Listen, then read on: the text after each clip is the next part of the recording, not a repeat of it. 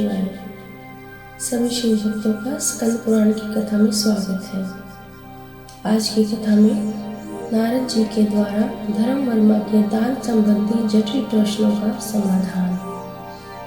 नारद जी बोले, वीर श्रेष्ठ अर्जुन, इस प्रकार पृथ्वी पर जो जो पवित्र तीर्थ स्थान है उन सब का दर्शन करते हुए मैं समूची पृथ्वी पर घूमता घामता भृगु के आश्रम पर पहुंचा, जहाँ श्रेष्ठ एवं पवित्र नर्मदा नदी बहती है, जिसका स्मरण 7 कल्पों तक पुण्य फल देने वाला होता है।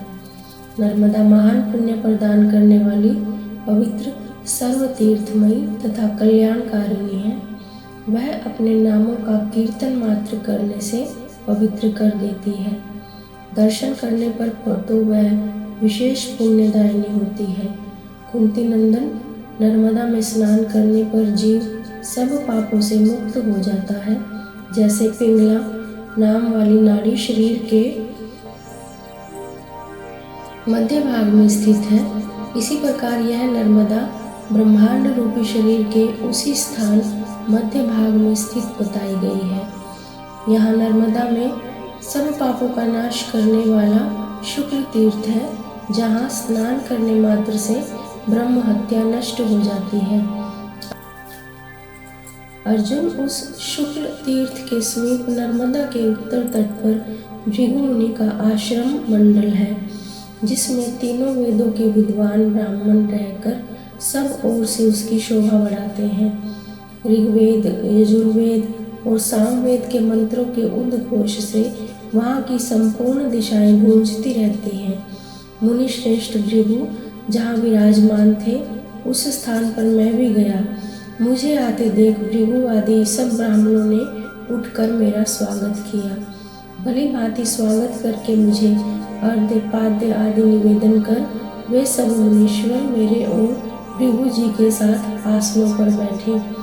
फिर यह जानकर कि मैंने पूर्ण विश्राम कर लिया, मुझसे भृगु जी ने इस प्रकार पूछा, मुनि श्रेष्ठ, आपको कहाँ जाना है और आप कहाँ से आ रहे हैं?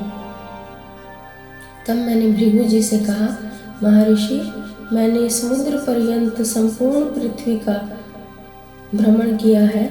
मेरी यात्रा का उद्देश्य था कि ब्राह्मणों को भूमि दान करने के लिए उत्तम भूमि की खोज करना। मैं पग पग पर ऐसी भूमि का अनुसंधान करता था जो सर्वथा निर्दोष पवित्र तीर्थों से युक्त, रमणीय और मनोरम हो, किंतु किसी प्रकार ऐसी भूमि मुझे नहीं दिखाई देती। भृगु जी बोले, देवऋषि, मैंने भी ब्राह्मणों को बसाने के लिए पूर्व काल में समुद्र पर्यंत सारी पृथ्वी पर भ्रमण किया था। उस समय मैंने शुभ पुण्य भूमि का दर्शन किया है। मही नाम से प्रसिद्ध एक परम पवित्र नदी है, जो सर्व तीर्थमयी होने के साथ ही परम कल्याणकारिणी है। वह देखने में मनोरम, सौम्य तथा महापापों का नाश करने वाली है।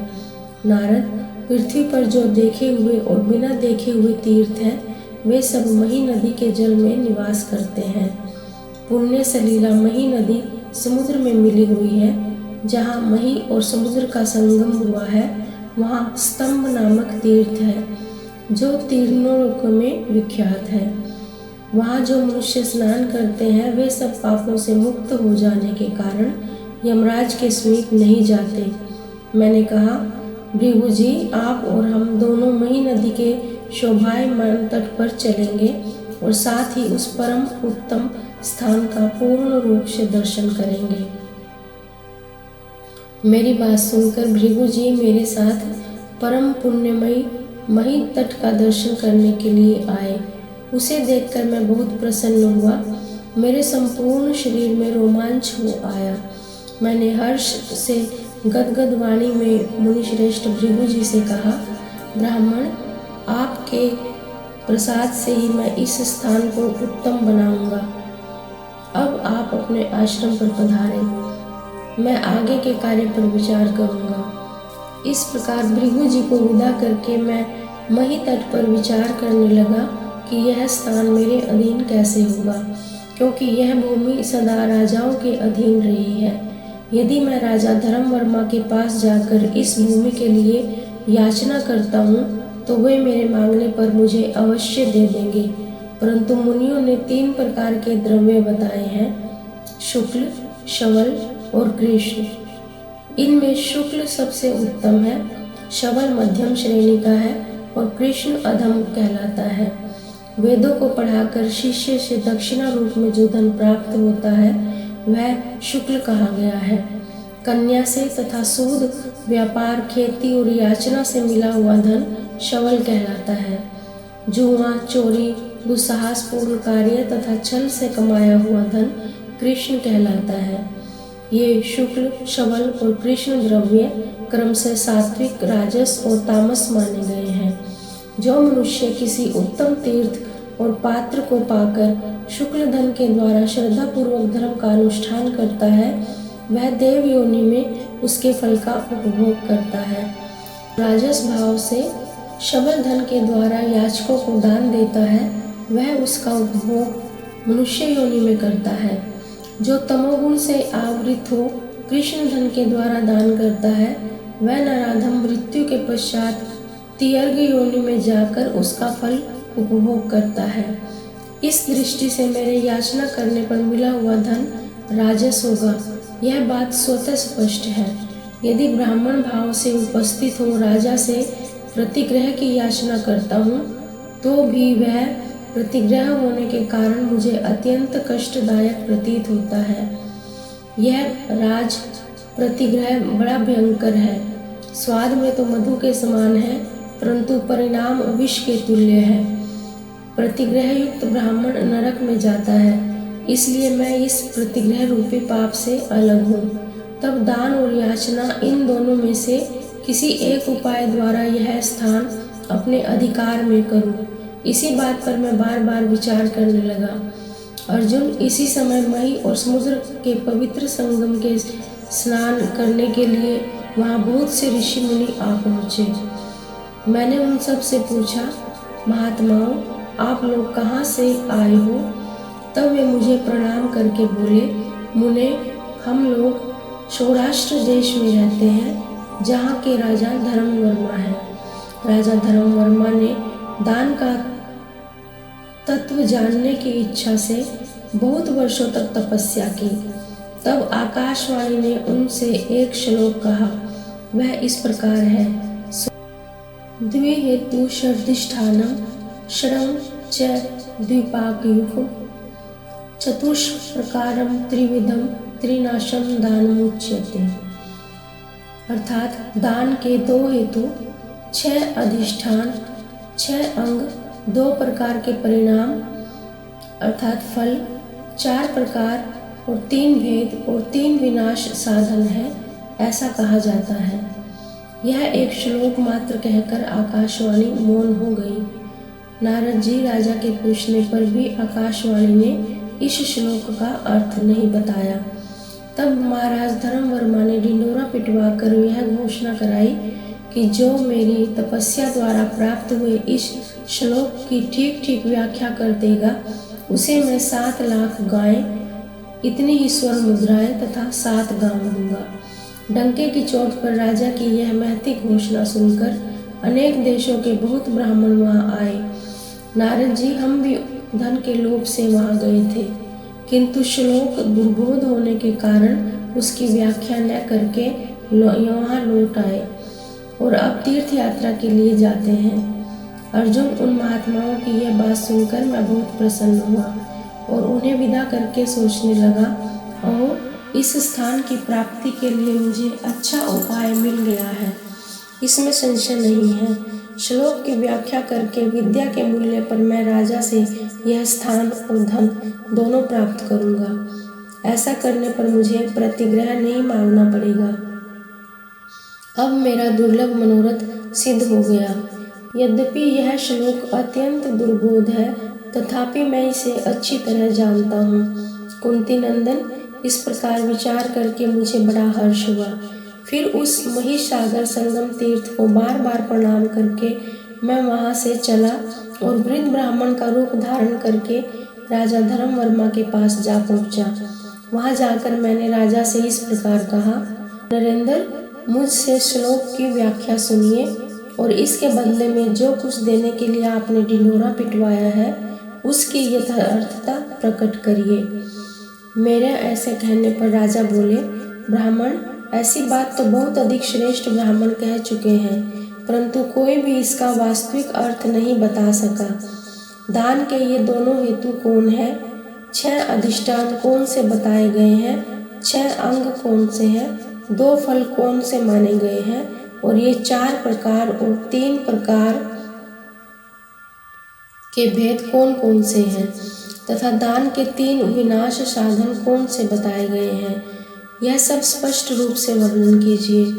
विप्रवर, यदि इन 7 प्रश्नों को आप भली भांति स्पष्ट करके बतला देंगे तो मैं आपको 7 लाख गायें, इतनी ही स्वर्ण मुद्राएं तथा 7 गांव दे दूंगा।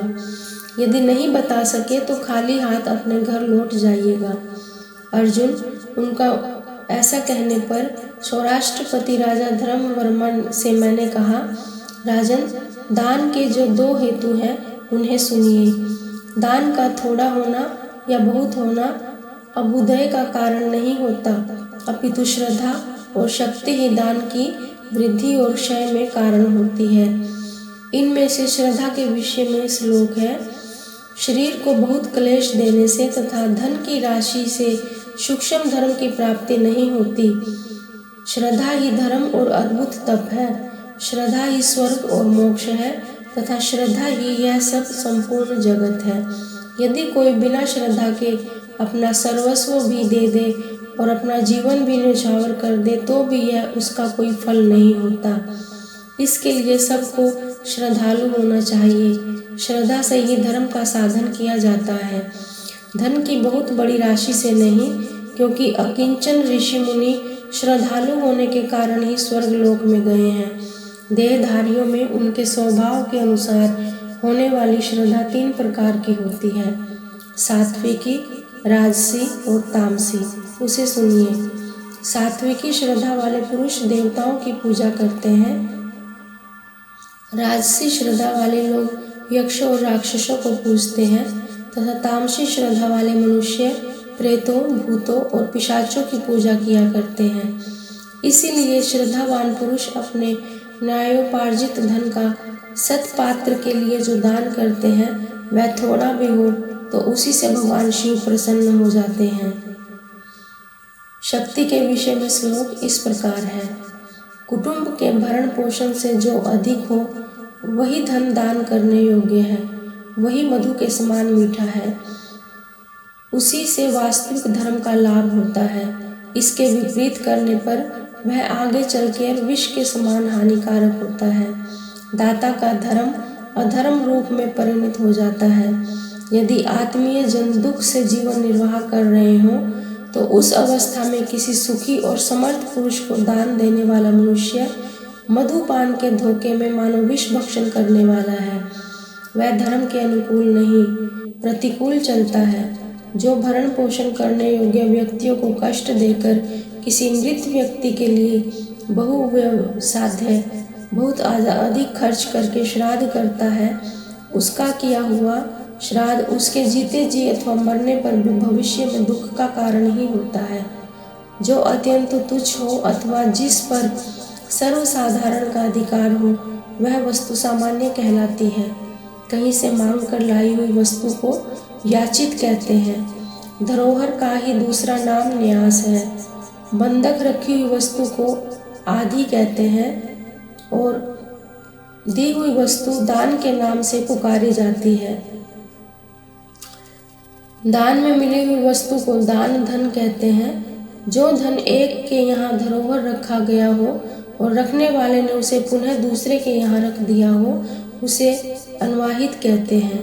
जिसे किसी के विश्वास पर उसके यहाँ छोड़ दिया जाए वह धन निश्चित कहलाता है। वंशजों के होते हुए भी सब कुछ दूसरों को दे देना सानेय सर्वस्व दान कहा गया है। विद्वान पुरुषों को चाहिए कि वे आपत्ति काल में भी उपयुक्त 9 प्रकार की वस्तुओं का दान न करें। जो पूर्वोक्त 9 वस्तुओं का दान करता है वह मूढ़चित मानव प्रायश्चित का भागी होता है। राजन, ये दान के 2 हेतु बताए हैं। अब अधिष्ठानों का वर्णन सुनो। दान के 6 अधिष्ठान हैं, उन्हें बताता हूँ। धर्म, अर्थ, काम, लज्जा, हर्ष और भय, ये दान के 6 अधिष्ठान कहे जाते हैं। सदा ही किसी प्रयोजन की इच्छा न रखकर केवल धर्म बुद्धि से सुपात्र व्यक्तियों को जो दान दिया जाता है उसे धर्म दान कहते हैं। मन में कोई प्रयोजन रखकर प्रसंगवश जो कुछ दिया जाता है उसे अर्थ दान कहते हैं।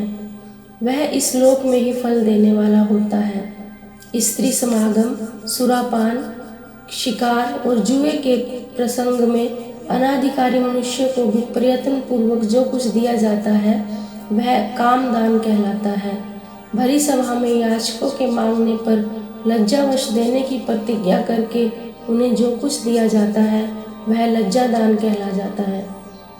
कोई प्रिय कार्य देखकर अथवा प्रिय समाचार सुनकर हर्षोल्लास से जो कुछ दिया जाता है उसे धर्म विचारक महात्मा पुरुष हर्षदान कहते हैं। निंदा, अनर्थ और हिंसा का निवारण करने के लिए अनुपकारी व्यक्तियों को विवश होकर जो कुछ दिया जाता है उसे भय दान कहते हैं। इस प्रकार दान के 6 अधिष्ठान बताए गए हैं। अब उसके 6 अंगों का वर्णन सुनिए। दाता, प्रतिग्रहिता, शुद्धि, धर्मयुक्त देय वस्तु, देश और काल, ये दान के 6 अंग माने गए हैं। दाता निरोग, धर्मात्मा, देने की इच्छा रखने वाला, व्यसन रहित, पवित्र तथा सदा अनिंदनीय कर्म से आजीविका चलाने वाला होना चाहिए। इन 6 गुणों से युक्त दाता की प्रशंसा होती है। सरलता से रहित, श्रद्धाहीन, दुष्ट आत्मा, दुर्व्यसनी, झूठी प्रतिज्ञा करने वाला तथा बहुत सोने वाला दाता तमोगुणी और अधम माना गया है।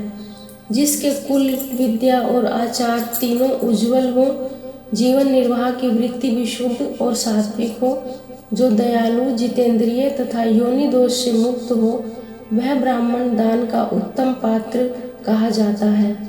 याचकों को देखने पर सदा प्रसन्न मुख हो, उनके प्रति हार्दिक प्रेम होना, उनका सत्कार करना, उनमें दोष दृष्टि न रखना, ये सब सद्गुण दान में शुद्धि कारक माने गए हैं। जो धन किसी दूसरे को सताकर न लाया गया हो, अति क्लेश उठाए बिना अपने प्रयत्न से उपार्जित किया गया हो, वह थोड़ा भी हो या अधिक, वही देने योग्य बताया गया है। किसी के साथ कोई धार्मिक उद्देश्य लेकर जो वस्तु दी जाती है उसे धर्मयुक्त देय कहते हैं।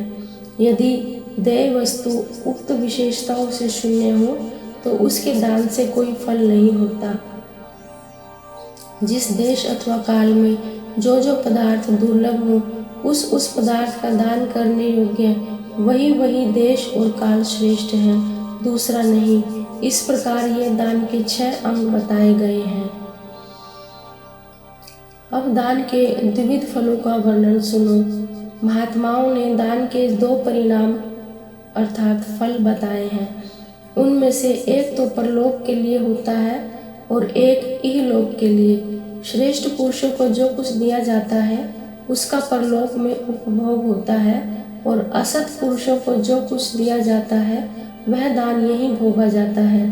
ये 2 परिणाम बताए गए हैं। अब दान के 4 प्रकारों का श्रवण करो। ध्रुव, त्रिक, काम्य और नैमित्तिक। इस क्रम में द्विजों ने वैदिक दान मार्ग को 4 प्रकार का बतलाया है। कुआं बनवाना, बगीचे लगवाना तथा पोखरे खुदवाना आदि कार्यों में जो सबके उपयोग में आते हैं धन लगाना ध्रुव दान कहा गया है।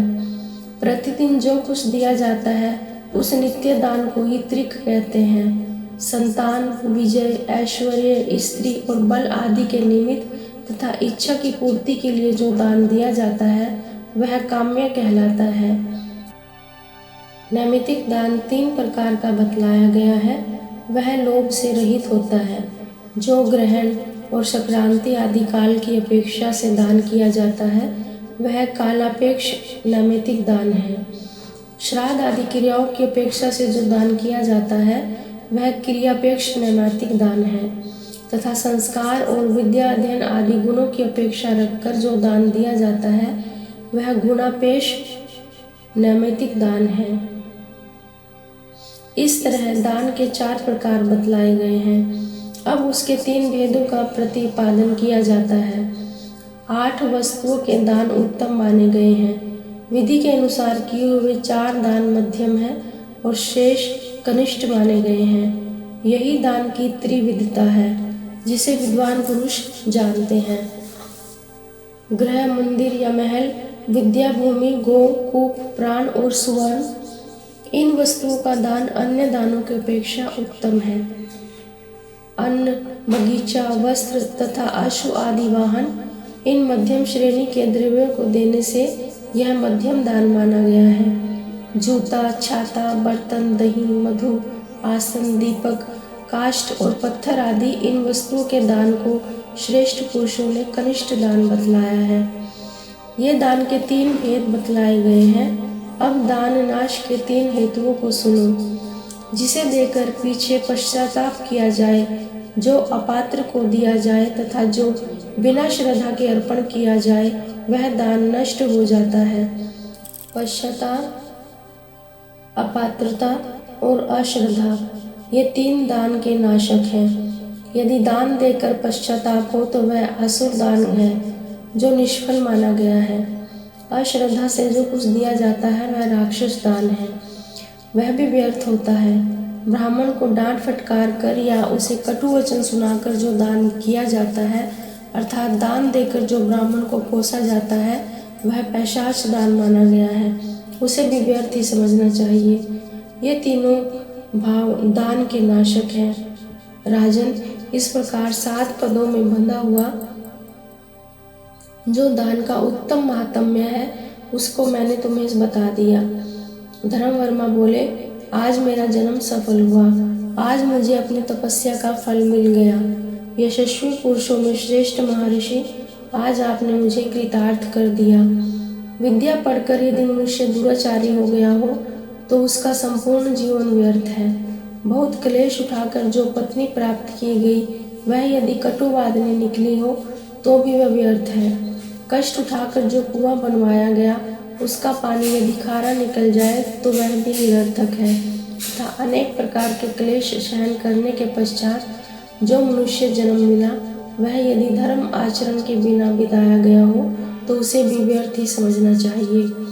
इस प्रकार मेरी तपस्या भी व्यर्थ हो गई थी, उसे आज आपने सफल कर दिया। आपको नमस्कार है। समस्त ब्राह्मणों को बार बार नमस्कार है। पूर्व काल में भगवान विष्णु ने वैकुंठ धाम में आए हुए सनक आदि कुमारों से यह ठीक ही कहा था कि मैं यजमान के यज्ञ मंडप में अपने अग्नि रूपी मुख के द्वारा घी में डुबोई हुई आहुति पाकर भी उसे उतनी तृप्ति पूर्वक नहीं खाता जितनी कि मुझ में अपने कर्म फल समर्पित करके प्रसन्न होने वाले ब्राह्मण के मुख से भोजन करते समय मुझे एक एक ग्रास में तृप्ति होती है। अतः मैंने अपने व्यवहारों से यदि कभी ब्राह्मणों को अप्रिय किया हो या सबके स्वामी ब्राह्मण लोग कृपा पूर्वक मुझे क्षमा करें। मुने, आप कौन हैं? आप कोई साधारण व्यक्ति नहीं हैं। मैं चरणों में आपके मस्तक रखकर आपको प्रसन्न करना चाहता हूँ। कृपया अपना परिचय दीजिए। राजा धर्मवर्मा के ऐसा कहने पर उस समय मैंने अपना परिचय इस प्रकार दिया। हे नृपश्रेष्ठ, मैं देवर्षि नारद हूँ। स्थान की प्राप्ति के लिए आया हूँ। तुम अपनी प्रतिज्ञा के अनुसार मुझे धन दो और स्थान बनाने के लिए भूमि अर्पण करो। महाराज, यद्यपि यह भूमि और धन देवताओं के ही हैं, तथापि जिस समय जो राजा हो उसी से उसको मांगना चाहिए, क्योंकि वह पृथ्वी का प्रतिपालक और दाता होता है। इसलिए द्रव्य शुद्धि की इच्छा से ही मैं तुमसे कुछ भूमि मांगता हूँ। राजा ने कहा, विप्रवर, यदि आप देवर्षि नारद हैं तो यह सारा राज्य आपका ही है। मैं तो आपकी और समस्त ब्राह्मणों की चाकरी करूँगा। नारद जी कहते हैं, अर्जुन, तब मैंने राजा धर्मवर्मा से कहा, यह धन तुम्हारे ही पास रहे, आवश्यकता के समय मैं ले लूँगा। ऐसा कहकर मैं रैवत पर्वत पर चला गया। उस श्रेष्ठ पर्वत का दर्शन करके मुझे बड़ी प्रसन्नता हुई। वहाँ तपस्या करके मनुष्य अपनी अभीष्ट वस्तु को प्राप्त कर लेता है। ठीक उसी तरह जैसे भक्त पुरुष भगवान महादेव को पाकर अपना मनोरथ सिद्ध कर लेता है। कुंती नंदन, मैं रेवतक पर्वत की बहुत बड़ी शिला पर बैठ गया और शीतल मंद सुगंध पवन के स्पर्श से अत्यंत प्रसन्न हो मन ही मन विचार करने लगा। स्थान तो मैंने प्राप्त कर लिया जो अत्यंत दुर्लभ था। अब मैं उत्तम ब्राह्मण की प्राप्ति के लिए प्रयत्न आरंभ करूं। मुझे ऐसे ब्राह्मण देखने चाहिए जो सर्वश्रेष्ठ पात्र माने गए हैं। इस विषय में वेदवादी विद्वानों के वचन इस प्रकार सुने जाते हैं, जैसे खेने वाले के बिना कोई नाव किसी प्राणी को पार उतारने में समर्थ नहीं है, उसी प्रकार जाति से श्रेष्ठ ब्राह्मण भी यदि दुराचारी हो तो वह किसी का उद्धार नहीं कर सकता। जिसने शास्त्रों का अध्ययन नहीं किया है वह ब्राह्मण तिनके की आग के समान शीघ्र बुझ जाता है, तेजोहीन हो जाता है। अतः उसे द्रव्य प्रदान नहीं करना चाहिए, क्योंकि राख में आहुति नहीं दी जाती। दान के सुयोग्य पात्र को छोड़कर अपात्र को जो दान दिया जाता है वह दान वैसा ही है जैसा कि उसमें ऊसर भूमि में बोए हुए बीज शीघ्र नष्ट हो जाते हैं। दान में ली हुई भूमि विद्याहीन ब्राह्मण के अंतःकरण को नष्ट करती है। इसी प्रकार गाय उसके भोगों का, स्वर्ण उसके शरीर का, घोड़ा उसके नेत्र का तथा वस्त्र उसकी स्त्री का, घृत उसके तेज का और तिल उसकी संतान का नाश करते हैं। अतः अविद्वान ब्राह्मण को सदा प्रतिग्रह से डरना चाहिए। मूर्ख ब्राह्मण थोड़ा प्रतिग्रह लेकर भी कीचड़ में फंसी हुई गाय की भांति कष्ट पाता है। इसलिए जो मूढ़ तपस्या से युक्त और गुप्त रूप से स्वाध्याय का अध्ययन करने वाले हैं तथा जो शांत चित्त वाले हैं, उन्हीं को दिया हुआ दान सदा अक्षय होता है। उत्तम देश में, काशी आदि तीर्थों में, उत्तम काल में, ग्रहण आदि के समय में श्रेष्ठ उपाय से सत्पात्र को श्रद्धा पूर्वक जो द्रव्य दिया जाता है वही परिपूर्ण दान धर्म का लक्षण है। केवल विद्या अथवा तपस्या से सुपात्रता नहीं आती। जहाँ सदाचार है उसके साथ ये दोनों विद्या और तपस्या भी होने चाहिए, उसी को उत्तम पात्र कहा जाता है। आज की कथा में इतना ही। शेष कथा अगले भाग में। ओम नमः शिवाय। श्री शिवार्पणमस्तु। हर हर महादेव।